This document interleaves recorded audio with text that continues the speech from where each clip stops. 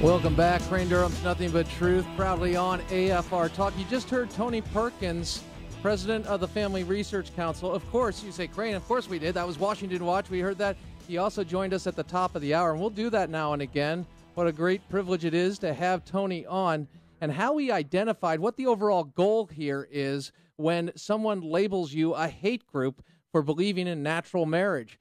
Big deal here. To understand the strategery, if you will, of the ideological opponents. It's not to engage. It's not to convince. They're not interested in the hearts and minds. They're interested in the power of silencing others.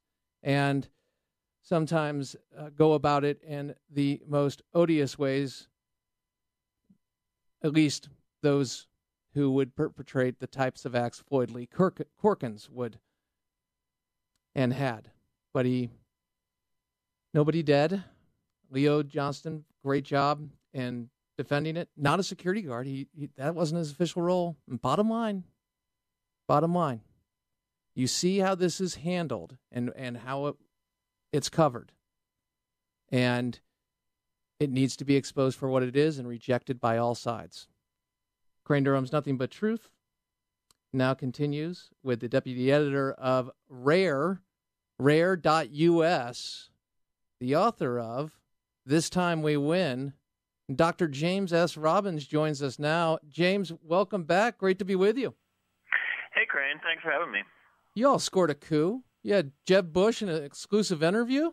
That's pretty huge. Yeah, that's pretty cool. You know, a lot of folks have been coming to us with ideas. I don't know if that was something that that Mr. Bush's office asked for, or if we asked for it, or what. But you know, we have folks that set those things up, and I was really happy to see him in Rare today. Now, just shifting to Boston and your article last week regarding the deadly intelligence failure. We are learning now a whole host of things, among others that the people did not act alone. The brothers Tsarnaev did not act alone. And we're learning about their mother. We're learning of a possible 12-man sleeper cell. And so my question is, with the policies of today versus the policies under President Bush, would this attack have been any different in the ability to recognize the threat and act on it?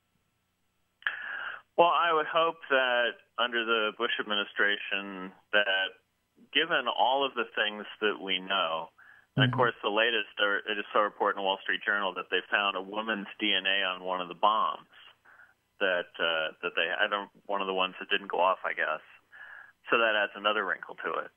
But given the associations of Tamerlane, Tsarnaev to foreign terrorist groups, given the warnings coming from Russia, giving his discussions with his mom about jihad, you know, all of the things that we knew in advance, years in advance in some cases, that at the very least this guy would have been under surveillance, that before he was able to actually conduct his plot, that he would have been rounded up, him and his brother, and that it would have been stopped.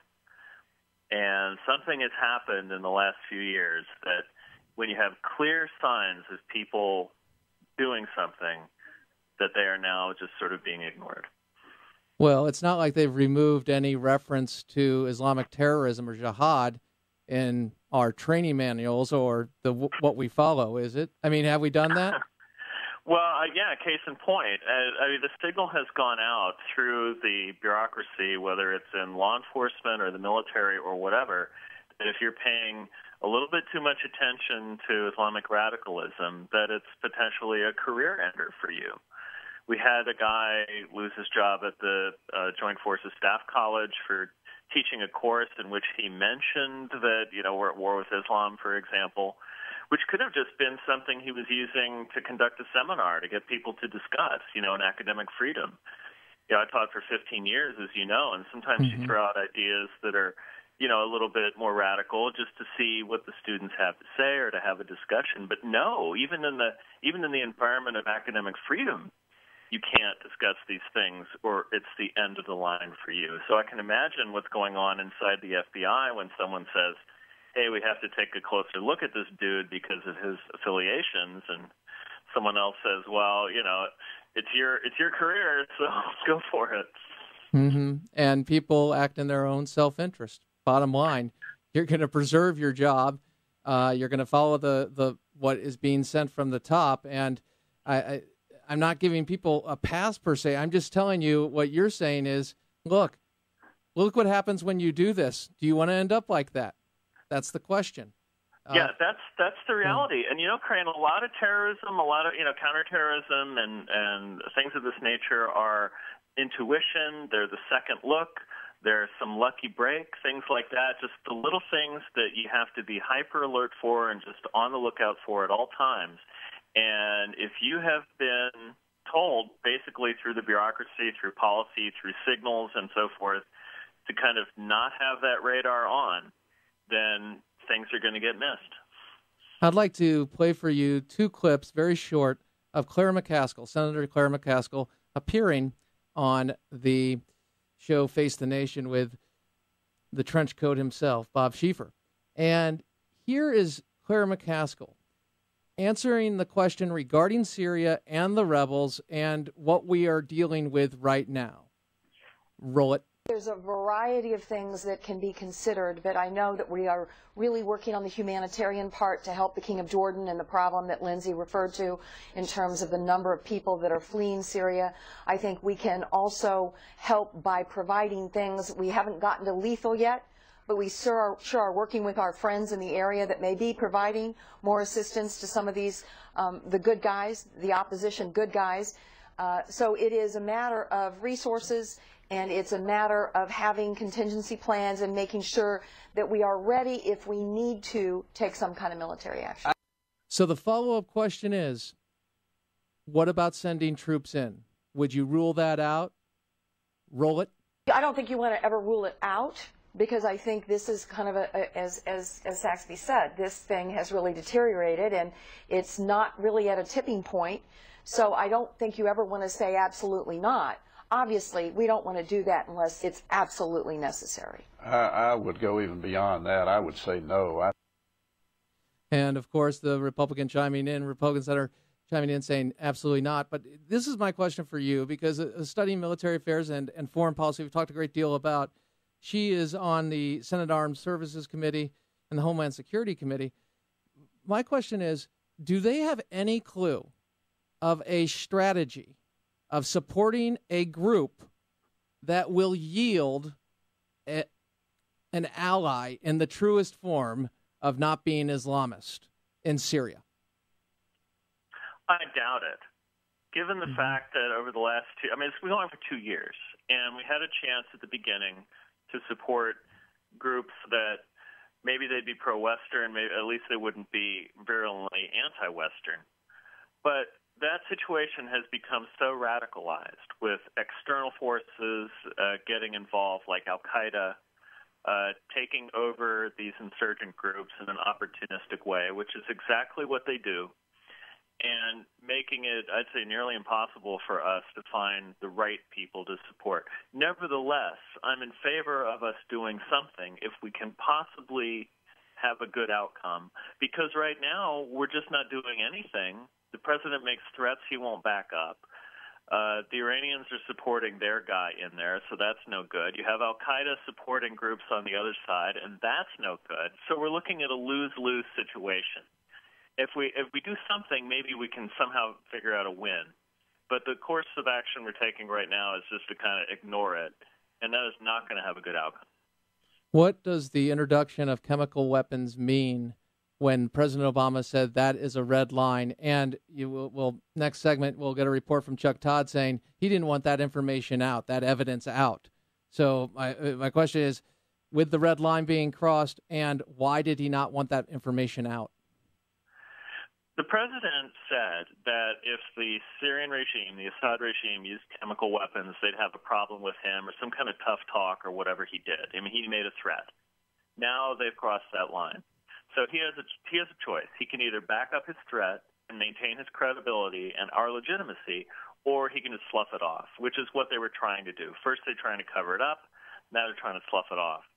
all that means is that overseas, everybody looks at him and says, what a weak leader. He's all talk. He's nothing. The United States can't be counted on for anything. So really, regardless of what's going on in Syria, it has to do with U.S. credibility. It has to do with our legitimacy. You can't have a president who makes threats and then won't back them up.